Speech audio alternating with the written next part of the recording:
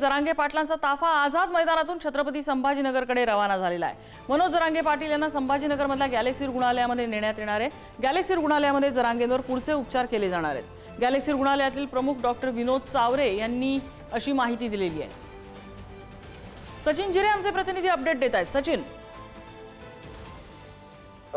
नक्कीच थोड्याच वेळापूर्वी पाहिलं की मनोज जरांगे पाटील यांना घेऊन जी अँब्युलन्स आहे ती रवाना झालेली आहे। ती अँब्युलन्स जी आहे तर छत्रपती संभाजीनगर मध्ये येऊन थांबणार आहे। कारण की मनोज जरांगे पाटील गेल्या 5 दिवसांपासून आमरण उपोषण करत होते आणि या आमरण उपोषण नंतर त्यांची प्रकृती काहीशी खालावलेली आपल्याला पाहायला मिळालं होतं आणि त्यानंतर आता त्यांच्यावरती संभाजीनगरच्या गॅलेक्सी हॉस्पिटलमध्ये उपचार होणार आहे। साधारणतः पहाटेच्या सुमारास ते छत्रपती संभाजीनगरमध्ये पोहोचणार आहे। त्यांच्यासोबत गॅलेक्सी हॉस्पिटलचे जे प्रमुख डॉक्टर आहे जे नेहमीच उपोषणादरम्यान त्यांचा उपचार करत असतात ते विनोद चावरे त्यांच्या सोबत आहे। संपूर्ण त्यांच्या देखरेखीखाली हे त्यांना छत्रपती संभाजीनगरमध्ये आणण्यात येत आहे। संभाजीनगरमध्ये त्यांच्यावरती पुढील उपचार होणार आहे। साधारणतः 5 वाजे ते 6 वाजेच्या सुमारास मनोज जरांगे पाटील हे संभाजीनगरच्या गॅलेक्सी हॉस्पिटलमध्ये पोहोचतील अशा पद्धतीची माहिती डॉक्टर चावरे यांच्याकडून देण्यात आलेली आहे। सचिन धन्यवाद या सगळ्या माहितीबद्दल।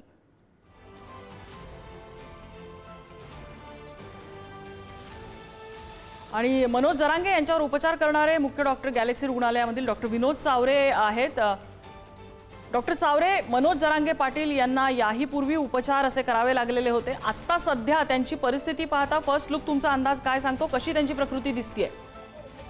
नाही, त्यांची प्रकृती तर आता 4 दिवस ऑलरेडी उपोषणाचे झालेले आहेत आणि त्याच्या अगोदरही 2 दिवस जे होते 27-28 त्यांचे तेही खूप एकटे गेलेले हो आणि आजपर्यंत झालेल्या 8 ते 9 उपोषणामुळे त्यांच्या शरीराची खूप सारी झीज झालेली आहे ऑलरेडी। तर बघता आता ह्यावेळेस त्यांना ऍडमिशनची एक 15 दिवस तरी आवश्यकता आहे। त्यांचं शुगर त्यांची बीपी दोन्ही कमी आहे आणि बाकीचे आपल्याला लिव्हरचे आणि किडनीचे रिपोर्ट आणखी मिळालेले नाही।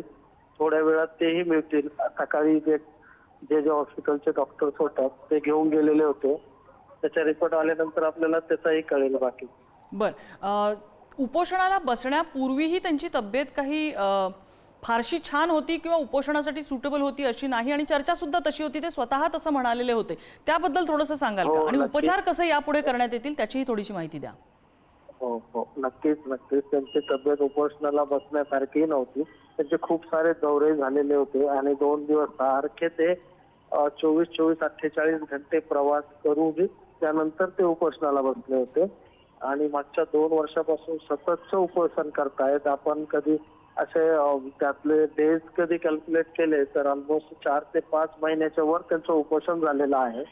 त्या कारणाने सर्व डिफिशियन्सी, विकनेस, बॅक पेन ह्या सगळ्याच गोष्टी त्यांना वारंवार होतात। मध्ये मध्ये खूप वेळेस त्यांना गिडीने चक्कर येणे ह्या सुद्धा खूप साऱ्या घटना घडल्यात। तर त्या मानाने बघितलं तर ह्यावेळेस आणखीन 6 दिवस, 4 दिवस प्लस 2 ते 6 दिवस गेल्या कारणाने आणखीन परिस्थिती त्यांची नाजूकच आहे। उपचार सुरू करण्यानंतर मिनिमम 1-2 आठवड्यापर्यंतचा कालावधी ते रिकव्हरीसाठी घेतील। डॉक्टर चावरे, खूप खूप धन्यवाद, आपण ही सगळी माहिती आम्हाला दिली त्याबद्दल।